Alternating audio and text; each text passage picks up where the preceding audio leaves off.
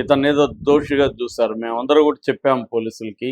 కానీ ఇతన్ని వేధించారు వాళ్ళు కూడా అనేది చెప్తున్నారు. కానీ పోలీసులేమో మా డ్యూటీ మేము చేసాం. ఒక మహిళ వచ్చి నన్ను వేధించాడు ఈ వ్యక్తి అన్నప్పుడు మేము విచారించడానికి కోసమే మేము ఆయనకి ఫోన్లు చేసాం తప్ప ఆయనేమీ అరెస్ట్ చేయలేదు. స్టేషన్ హౌస్ స్టేషన్ బెయిల్ ఉంటది. దానికి అప్లై చేయమన్నాం తప్ప ఆయనేమి అరెస్ట్ చేసి జైలుకి పెట్టలేదు మేము. కేసు పెట్టాము మేము మీద. ఆమె చేసింది. విచారణ జరపాలి కాబట్టి మీ ఐడీ కార్డు, మీ ఆధారు ఇవన్నీ మా ప్రొసీజరల్ ప్రకారమే మేము వెళ్ళాము తప్ప మేమేం వేధించలేదనేది పోలీసుల వెర్షన్. మేబీ అది ట్రూ. ఎందుకంటే ఇప్పుడు ఒక్కొక్కసారి మహిళలు పోయి కంప్లెయింట్ ఇస్తే పట్టించుకోలేదని మళ్ళీ పోలీసులను విమర్శిస్తారు. కాబట్టి కంప్లెయింట్ ఇచ్చినప్పుడు వాళ్ళు ప్రైమా ఫేసి ఎవిడెన్స్ ఉందా లేదా ఏంటి అనేది ఎవరి మీద అయితే కంప్లెయింట్ ఇచ్చారో వాళ్ళని పిలిచి ఖచ్చితంగా విచారించాలి. ఇట్లా మీ మీద కంప్లెయింట్ ఇచ్చింది, మీ వర్షన్ ఏంటి, దీనికి మీరేం సమాధానం చెప్తారు అని. అట్లాగే స్టేషన్లోనే బెయిల్ ఇస్తారు అప్లై చేసుకుంటే. మేబీ ఈయన సెన్సిటివ్గా ఉండడం, ఈయనకి హార్ట్ ఇష్యూస్, బీపీ ఉండడం, దానివల్ల కూడా ఆయన ప్రెజర్కి గురై ఉండొచ్చు. అయితే ఇప్పుడు వాళ్ళు స్త్రీలు అక్కడ ఉన్నారు.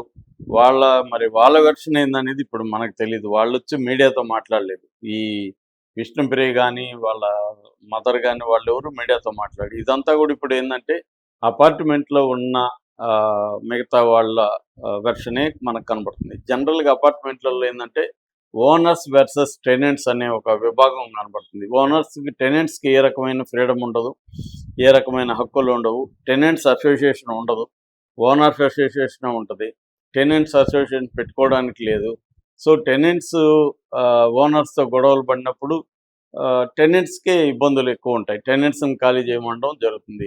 సో టెనెంట్స్కి ఏంది, ఓనర్స్కి ఏమి ఇబ్బంది కలిగించట్లేదు, మీరెందుకు నన్ను ఖాళీ చేయమంటారనేది విష్ణుప్రియ వైపు నుంచి ఉండొచ్చు జనరల్గా. ఇప్పుడు ఏంటంటే ఆమె వైపు నుంచి గొడవల్లో ఆమె గట్టిగా మాట్లాడిన దానివల్ల వీళ్ళు ఇప్పుడు క్షుద్ర పూజలు అవన్నీ కూడా తీసుకొస్తున్నారు అన్న డౌట్లు కూడా ఉన్నాయి.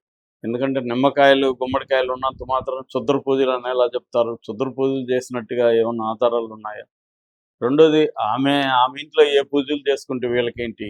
ఆమె ఏమన్నా ఇల్లీగల్ యాక్టివిటీ చేస్తే వీళ్ళు అబ్జెక్ట్ చేయాలి. మామూలుగా ఏంటంటే రకరకాల ఇష్యూస్ ఉంటాయి. వీళ్ళని సరిగ్గా టెనెంట్స్ని డీల్ చేయకపోవచ్చు పక్కనోళ్ళు. ఓనర్స్కి ఏంటంటే మేము ఓనర్ అనే ఫీలింగ్ ఉంటుంది. సో నువ్వు టెనెంట్, నువ్వు ఎక్కువ మాట్లాడడానికి లేదు, నీకు హక్కులు లేవు, నువ్వేమన్నా ఉంటే మీ ఓనర్కి చెప్పుకో, మీ ఓనర్ దగ్గర మాట్లాడిచ్చు అనేది కూడా ఎక్కువ మంది చెప్తుంటారు. అపార్ట్మెంట్లలో ఎక్కువ సార్లు ఈ గొడవలు వస్తుంటాయి. అట్లాగే ఈ మధ్యకాలంలో చాలా అపార్ట్మెంట్లలో కులాల వైరుగా విడిపోవడం కూడా మనకు కనపడుతుంది. చాలా ముస్లింలకి ఆ మధ్య నాకు తెలిసిన ఒక అమ్మాయి ఇల్లు ముస్లింలకు అమ్మితే అపార్ట్మెంట్ అంతా అబ్జెక్ట్ చేసింది. ముస్లింలకు ఎలా అమ్ముతావు నువ్వు ఇల్లు? ఒక ముస్లింని ఇక్కడ ఎందుకు తెచ్చి పెడతావు అని. నా ఇల్లు నేను ఎవరికైనా అమ్ముకుంటాం, మీకు ముందే చెప్పాను కదా ఎవరినన్నా క్లయింట్ చూడమని, మీరేం చూడలేదు. నాకు ముస్లిమ్స్ వచ్చారు, వాళ్ళు ఎడ్యుకేటెడ్, డీసెంట్గా ఉన్నారు, వాళ్ళ వల్ల మీకేమి ఇబ్బంది లేదని చెప్తే కూడా ఎంఐ మీద ప్రెజర్ చేశారు. కాకపోతే ఎంఐ గట్టిగా నిలబడి వాళ్ళకి అమ్మింది. అంటే ఇలాగే ఈ మధ్యకాలంలో కులపిచ్చ అపార్ట్మెంట్లలో బలంగా పెరిగిపోయింది. తర్వాత మత పిచ్చి పెరిగింది.